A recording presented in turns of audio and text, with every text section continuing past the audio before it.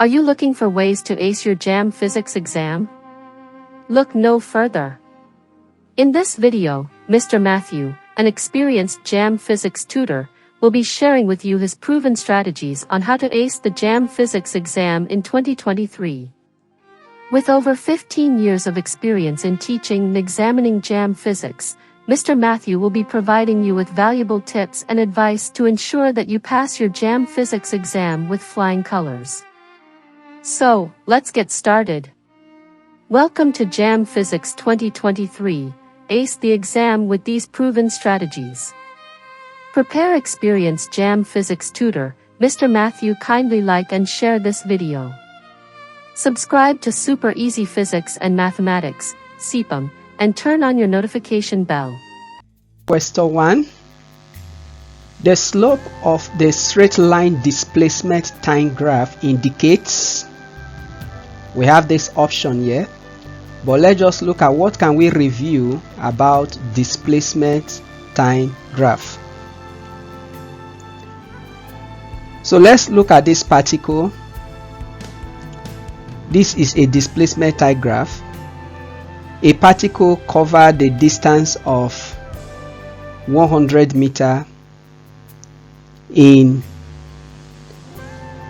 9.5 seconds.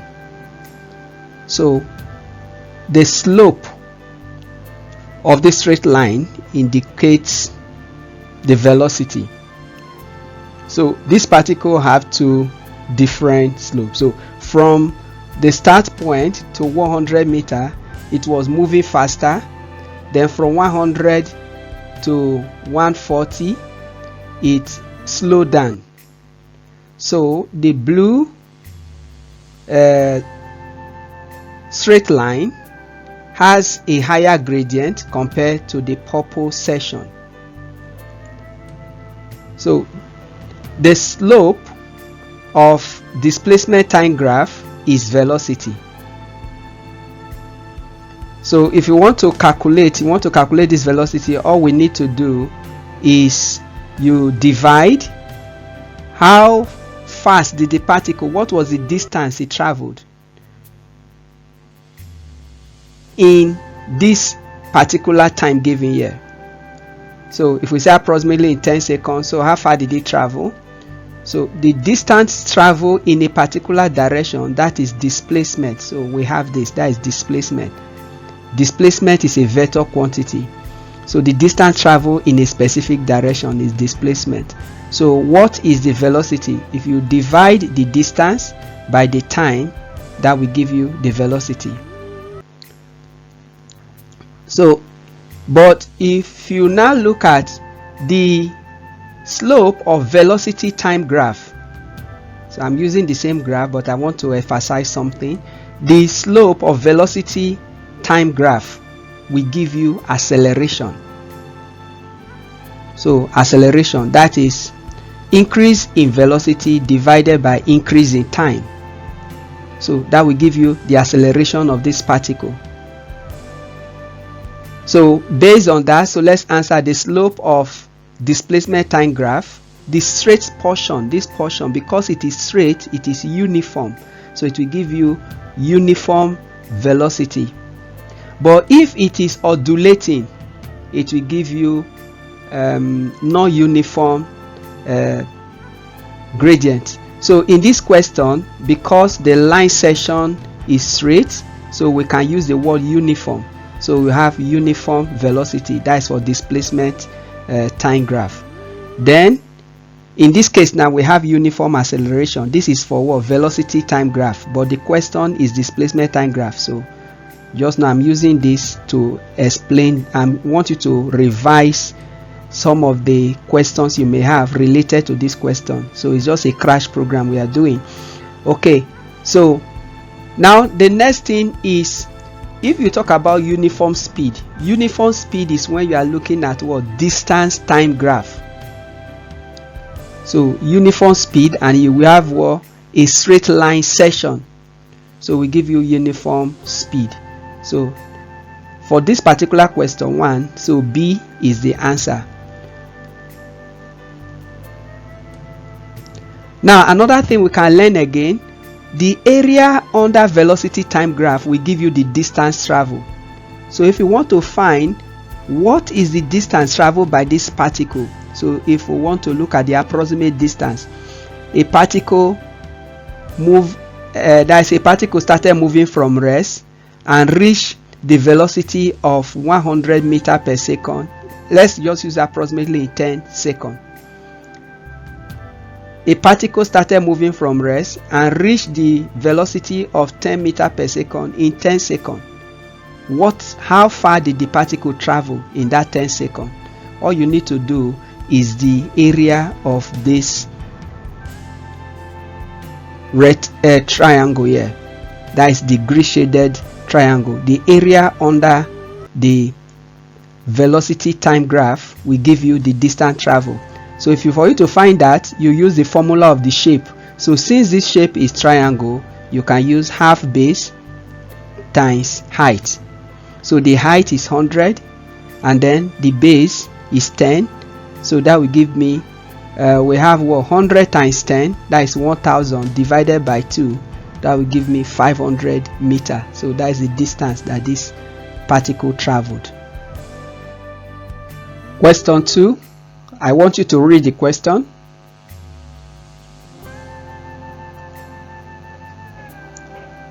Right. So let's analyze the question.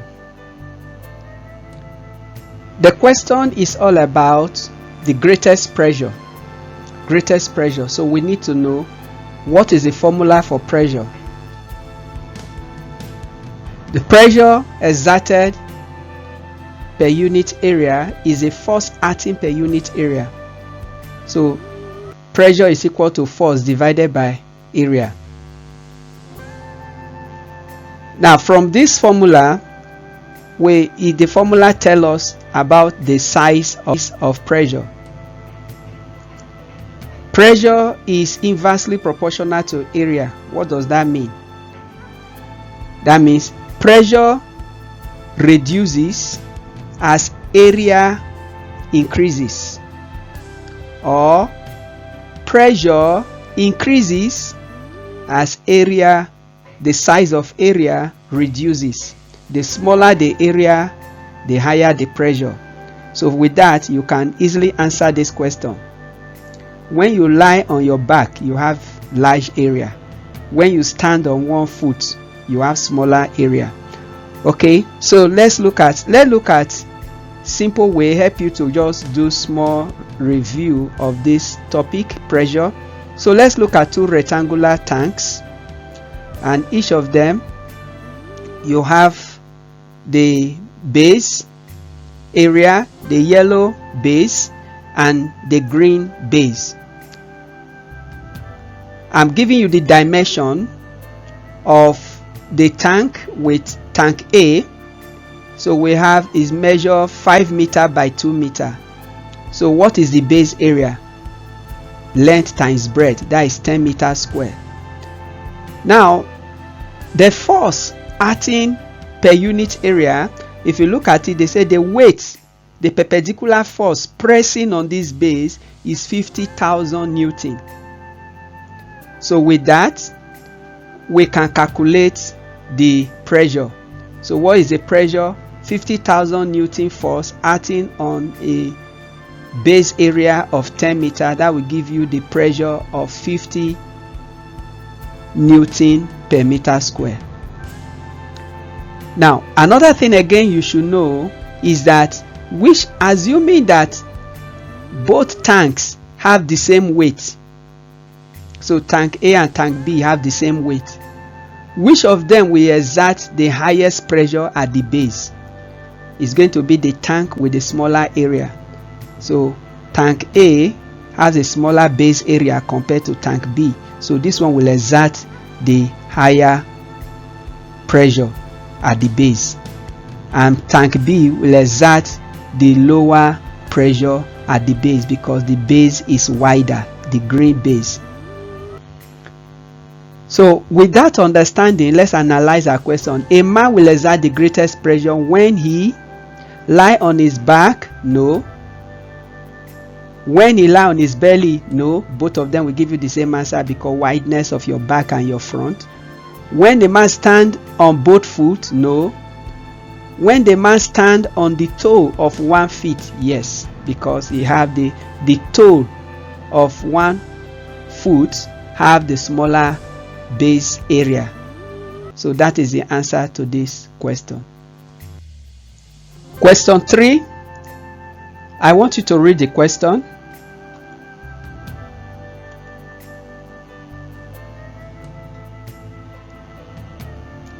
So what do you think is the answer to this question? Before I tell you the answers, let's review one or two things about physical quantity and physical quantities. Now, which of the following physical quantities are derived? So, the easy way to talk about derived is just talk about the fundamental quantity. There are 7 fundamental quantities in physics. What are those fundamental quantities? Amount of substance, the unit is mole. Electric current, the unit is ampere. Luminous intensity measured in candela. Length measured in meter. Mass measured in kilogram. Time measured in second. Thermodynamic temperature measured in Kelvin. So any quantity in physics that does not belong to this group are called derived quantity. What are derived quantity? These are quantity obtained by the combination of 2 or more of this physical quantity. So which of those quantities? So let's look at from the one given to us. So you see area is derived because it doesn't belong to this group. Thrust is derived. Pressure is derived. Mass is the only fundamental quantity. So which of the following quantities are derived? DDD. That is question option B is the correct one. Now let's just look at the issue derived. Let's look at area. Now area is calculated by length. The product of length and breadth will give you the area of a surface, and then length multiplied by length. That is, so if you want to obtain the unit, length is measured in meter multiplied by another unit measured in meter. So the unit of area is meter square. So with that, we finished this question. Let's go to the next question. Question 4. I want you to read the question.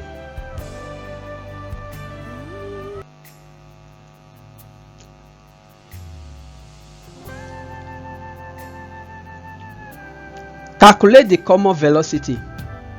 Yeah, you have this question. A ball of mass 0.5 half kg. A ball of half kg, that is this ball. So you have this ball, half kg, moving with the initial speed of 10 meters per second, collide with another ball, that is this ball here, but this second ball was not moving, it was at rest. It's not moving. So we have that, they move and collide with it, and then both of them move together with a common velocity. Okay, now with this we are going to apply the law of conservation of momentum. This is an example of inelastic collision, and in inelastic collision, one thing you should note is that the momentum before and after collision is conserved, but the energy is not conserved. Energy is only conserved in elastic collision. So in this case, this is an example of inelastic collision because the particle stuck together. Okay, now, and they move together as a unit. It's like you fire an arrow into the body of a goat and the goat is not yet dead, and as it's moving, struggling, it's moving with the arrow. So both the arrow will now with the goat will move with the same speed. So that is just like the same thing. So in this case, so if we have this, how do we solve this question? Before collision, total momentum before collision, it was only the white ball that was moving, and then it collide with another ball. Both of them have the same mass, though they are two different balls. So what is the momentum before collision? That will be 0.5 times 10. Then you now, because they move together, you add the two mass and they are equal mass. So 0.5 plus 0.5 will give me 1. So if you do that, that will give me 5 is equal to what? 1 v. So the common velocity is going to be v. Is equal to 5. So the answer to this question is C. So let's go to the next question. Question 5 is about simple harmonic motion. I want you to read the question. What do you think is the answer? So let's review. The motion of a body is a simple harmonic motion if it fulfills these three conditions. Number 1. So let's look at this particle moving in a circular path.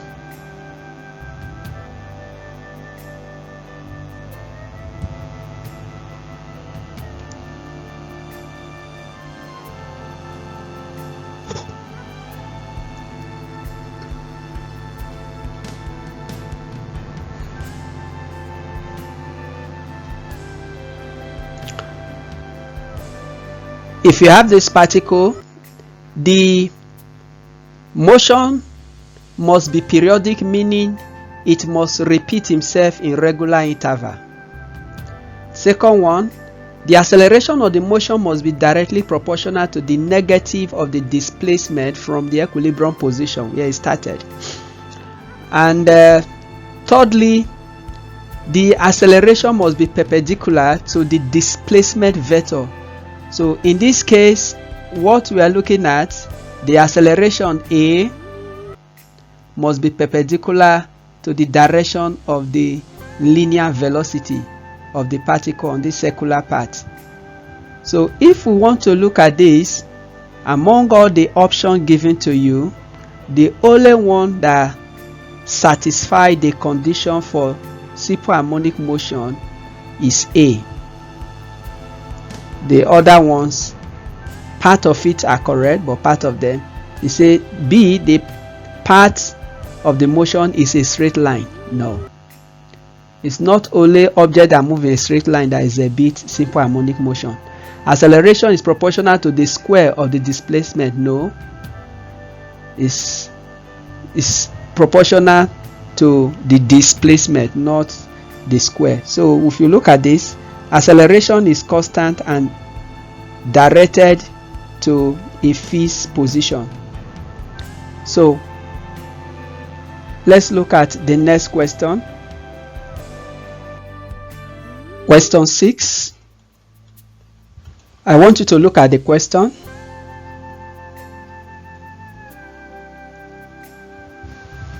What is the answer? So let's go. Which of the following is not correct about the molecule of substance in gaseous state? So look at this.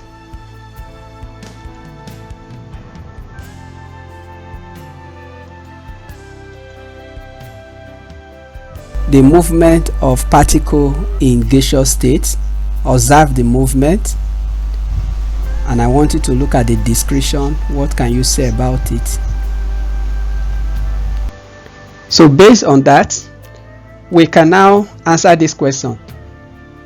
The particles are in constant motion, correct? They have different speed, correct? They have a temperature which is a measure of the average kinetic energy, correct? The collision between the particle is perfectly inelastic. This is wrong, because if it's perfectly inelastic, as the particles are moving, they will stick to the wall of the container, which is not true. So D is the correct answer. Question 7. Read the question.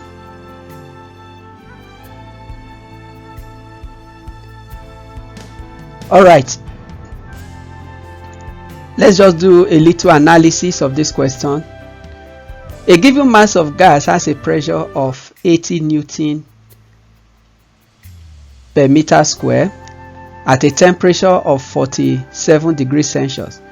If the temperature is reduced to 27 degrees Celsius with the volume remaining constant, the new pressure is. So if you look at this one, temperature is reduced at constant pressure. So what is going to be, that is Charles' law. So if you look at that, the pressure, the first pressure divided by the initial temperature is equivalent to the new pressure divided by the new temperature. So this is just the relationship we use. So if you look at this, which is pressure law, so with this we are given, so the initial pressure here is, the initial pressure is given to us, so we are going to look for the new pressure. So if you look for the new pressure, so we have that, which is so the first thing we are going to do is the first pressure 80 divided by, so the only thing here, you convert the temperature to Kelvin by adding 270. So the initial temperature pressure 80 divided by 320 is equal to the final pressure divided by 27 plus 273 over 300. So you substitute, make the p squared of formula, that give you 75 Newton per meter square. So the answer is B.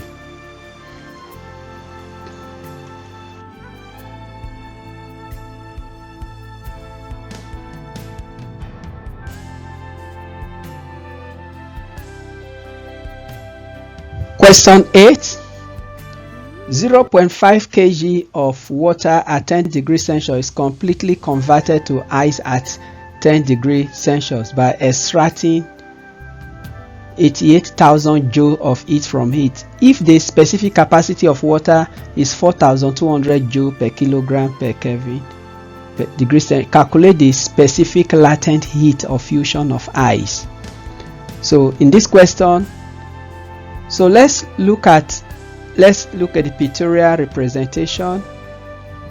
So if you have this, you have the water at 10 degrees Celsius. The water is at 10 degree. Okay. And so cooling take place from 10 degree, the temperature drop to 0 degree. When you get to 0 degree, then the temperature, the ice is converted, the water get frozen, so you have the freezing process, extracting the latent heat of fusion. So what is the total heat that is subtracted from the water? The heat for cooling it, that is mass multiplied by specific capacity multiplied by the temperature drop, which is 10, then added to the latent heat extracted for it to be converted to ice. So the total heat is the heat, the latent heat, plus the heat to drop the temperature from 10 to 0. So if you substitute your value, what we don't know there is the L. So the total heat is given to us in the question as 88,000. Then you have the latent heat, half multiplied by the latent heat. Then we have half, which is the mass of the water, multiplied by the specific capacity, 4,200 multiplied by temperature drop 10. So if you do that, so calculating So you subtract 21,000 from 88,000, then you divide it by 0.5. That will give me 134,000 joule per kilogram. So, and if you put that in kilojoule, that will give me C, which is the answer to this question.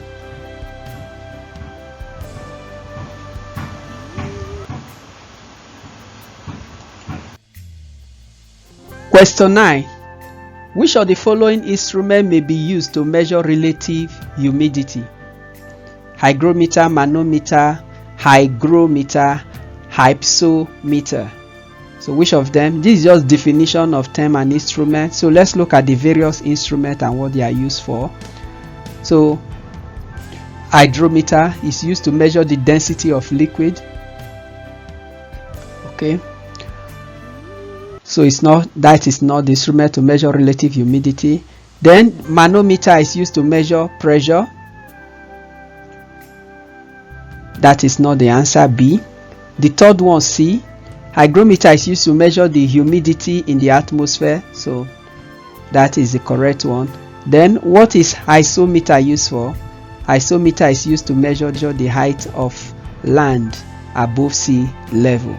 So with this, hypsometer is not the correct answer. So the correct answer here is C.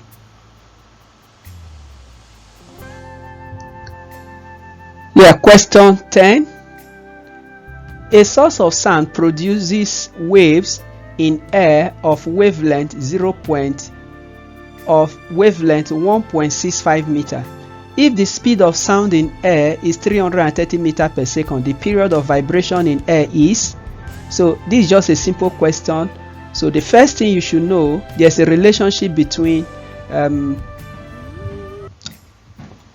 so you have frequency is equals to velocity divided by wavelength. Frequency is equals to velocity divided by wavelength. But remember that period is the reciprocal of frequency. So if I take the reciprocal of that, so period is equal to wavelength divided by velocity. So put the parameter. I've already done the color coding. So 1.65 meter divided by 360 meter per second. That will give me 0.005 second. So the answer is B.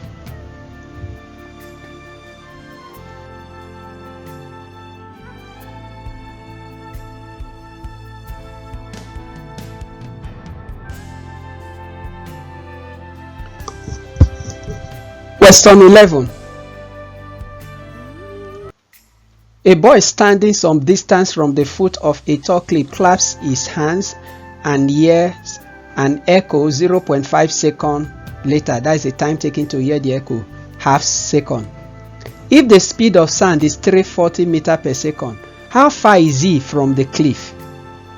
Pictorially, let's represent that the boy is standing, the distance is d, and then the speed of sound, the clapping of his hand from this cliff is 340 meters per second. That means every second the sound will travel the distance of 340 meters. So look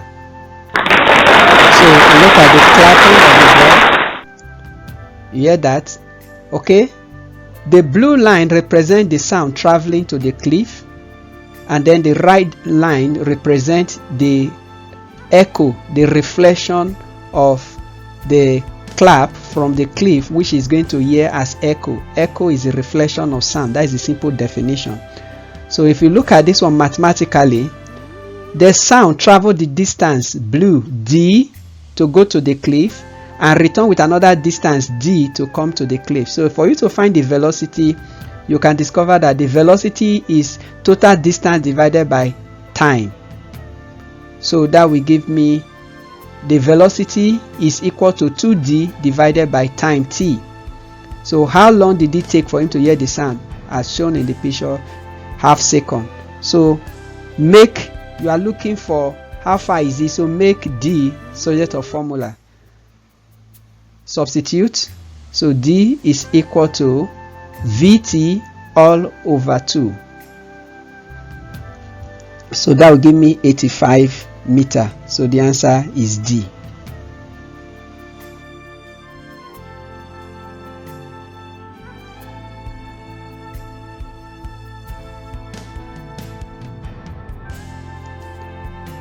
Question 12.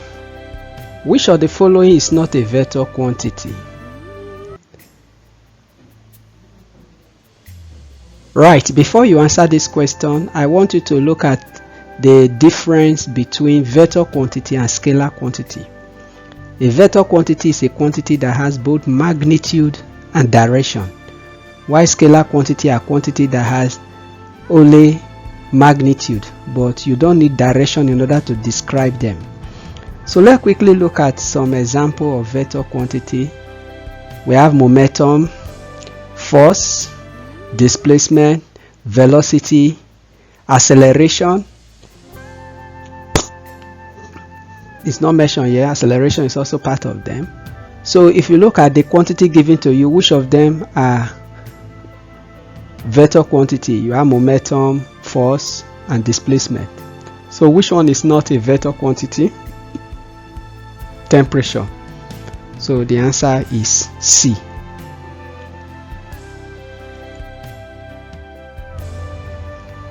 Question 13.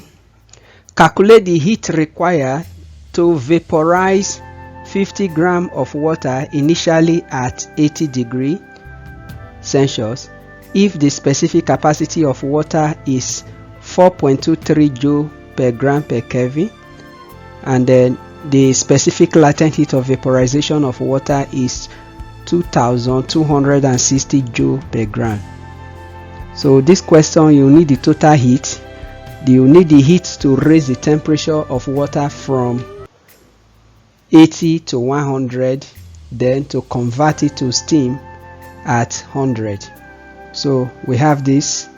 So you have the water initially, so the temperature by heating, the temperature rises from 80 degrees Celsius to 100 degrees Celsius. So the amount of heat needed there is MC delta T. So then heating. Then when it gets to 100, for it to be converted from liquid state to gaseous state, that is the vaporization, you need the latent heat of vaporization there, which is mL. So we have these two. So you have MC delta T plus mL. So you add it, that will give you the total heat. So calculating with the parameter given to you, I've done the color coding. That will give me 117,230 joule. So the answer is C.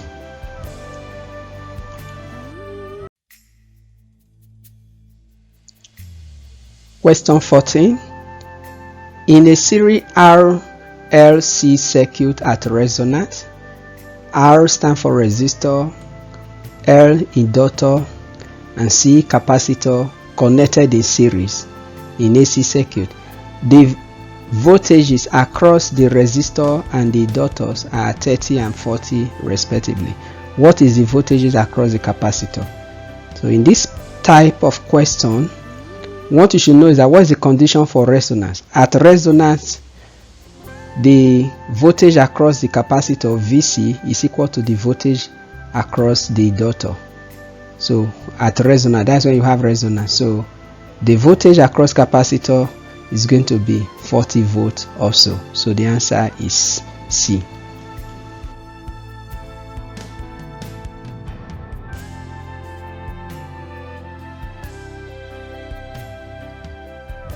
Question 15. If the frequency of an emitted X-ray is 1.6 times 10 raised to power 16 Hz, the accelerating potential is what?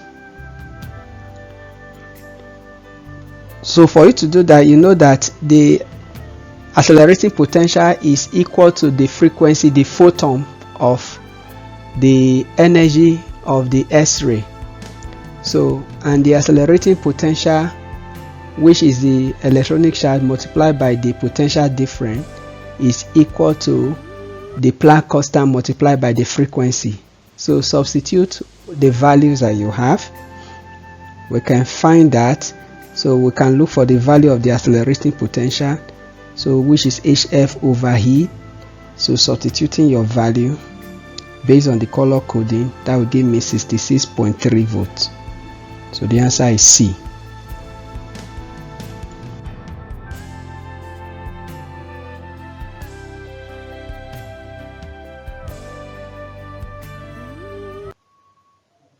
This is the end of part 1 of the solution to Jamb Physics 2021 with Olusegun Matthew. Thank you for learning.